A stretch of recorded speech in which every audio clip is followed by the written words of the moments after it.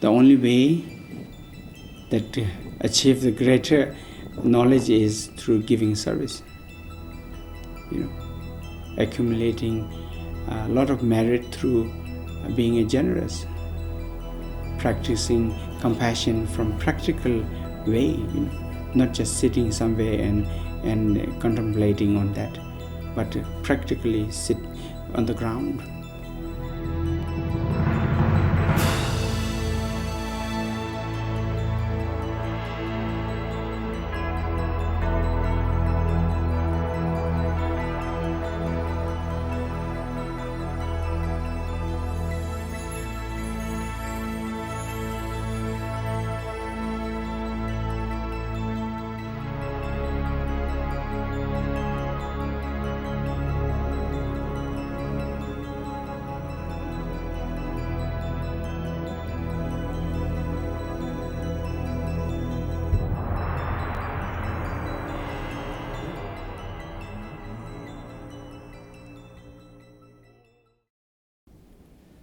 As a reincarnated lamas, you have a responsibility to run a monastery or the gompa as a monastery institute because you are born for that. Tulku Tsori Rinpoche was born in a Tibetan refugee settlement in India in 1974. At the age of 3, he was recognized as a reincarnation of Yogi Tsori Dechen Rinpoche of Chamdo, Tibet. When he became 7, he went to Namdurling Monastery at Balagope for his education. When I was around 10 years old to 11 years old, I got lost in the city of Bangalore, and I was sold to a family, and I have to be like a slave in their family. By the time I was 17 to 18, finally I got my freedom. And I could able to go back to the monastery again to able to study. By that time, my mother was already dead. My father became a monk. My all brothers and sisters scattered throughout the world, the orphanage and things like that. So I never had a family life in my life, able to stay with the families, because being a reincarnated lamas, you have many commitments in your life to accomplish things. Rinpoche dedicated himself to humanitarian work through his entire life, teaching people around the world, building monasteries and helping children, and organizing health camps for all communities. There was a very old man who came to receive teachings and empowerments. So whenever I see old men, I always love them, I always had I knew that they have a lot of stories to tell about, so I always loved that stories. How they lived in Tibet and how they, experienced in their life and things like that. So he stayed under like a staircase, I saw him staying in outside, and I asked him why you didn't have a room, you didn't found. He said, I came late. Okay, and then we start talking, and then we became a very good friend. Within a week, one day when I come out of a temple, I saw everybody piled up in that place where he was sleeping. And I squeezed inside and saw this guy, he is barking like a dog. Ow, ow, ow, ow, ow, ow, ow, ow. I said, what happened? I went close to him and I said, don't do this. People are laughing at you. By that time we were very close, we were like, grandchild and grandfather, And now he's barking like a dog, and all of a sudden he looks at me, face me, and then he was like, ow, ow, ow, ow. And so he hears my sound saying, what happened? Don't do that. Everybody's laughing at you. And then he looked at me like,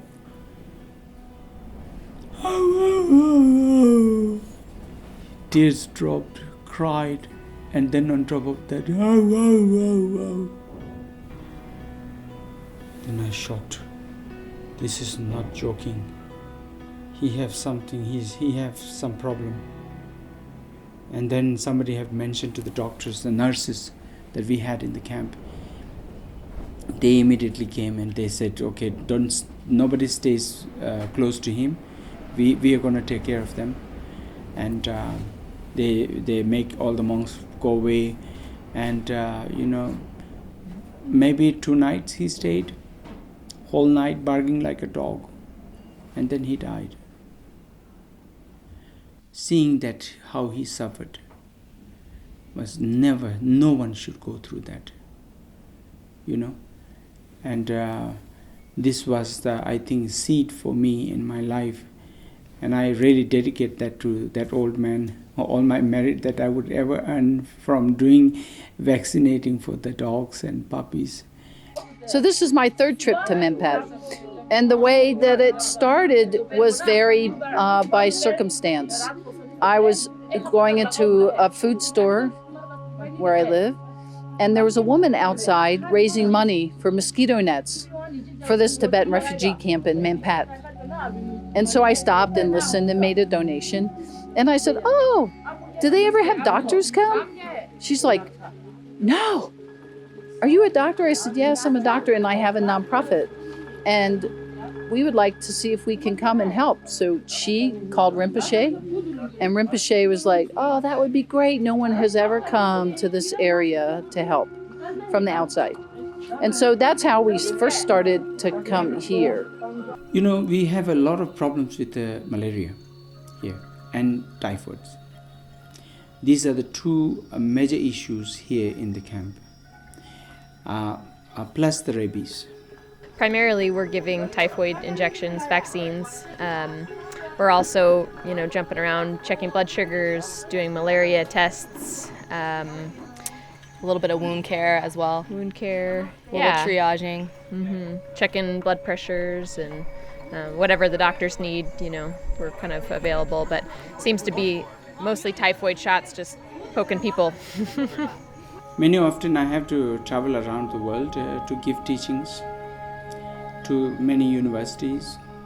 So while you're giving lectures and teachings, and many of the disciples that I have, I requested that if I meet anyone, if you all meet anyone who is physician that would like to join with me to work in the camp, and you will receive my teachings freely.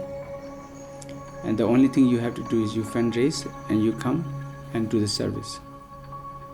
And every morning I will give you teachings. And you will get a time to spend time with me. And I have a wonderful experience working with the monks and the lamas and the Rinpoche. So I feel very fortunate.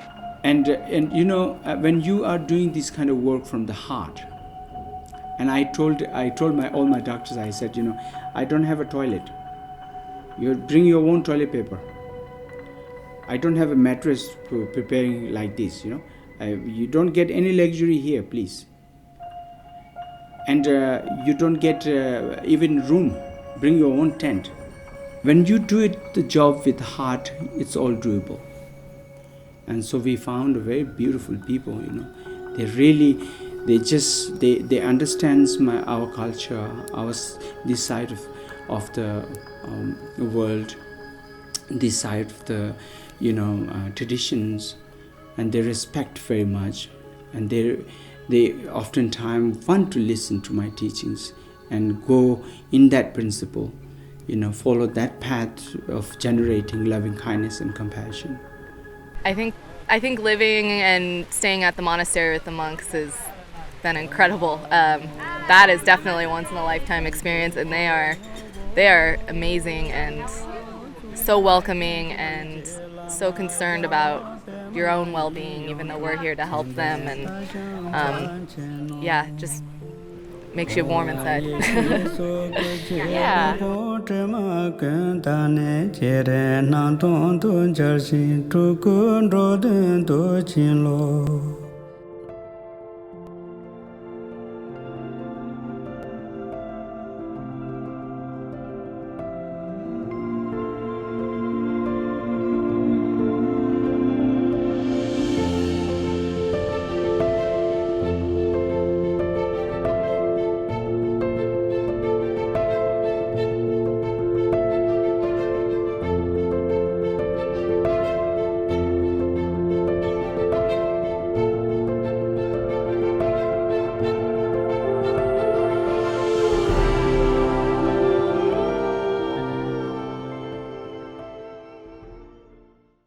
definition in Tibetan, when we say I love you, we are saying I want you to be happy.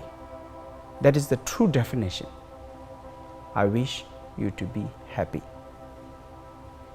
Nothing more, nothing less. However you are, I wish you to be happy. That is the true love. It's been a pretty profound experience. I really don't want to leave, actually. I might become a monk or a nun. I'm still deciding. So it's been definitely life-changing. Disciples, they follow you. No matter what, you can't hide from them. You know, when Buddha Dharma is a gift and the greatest news for humankind, to say you have ability to get enlightenment in one lifetime.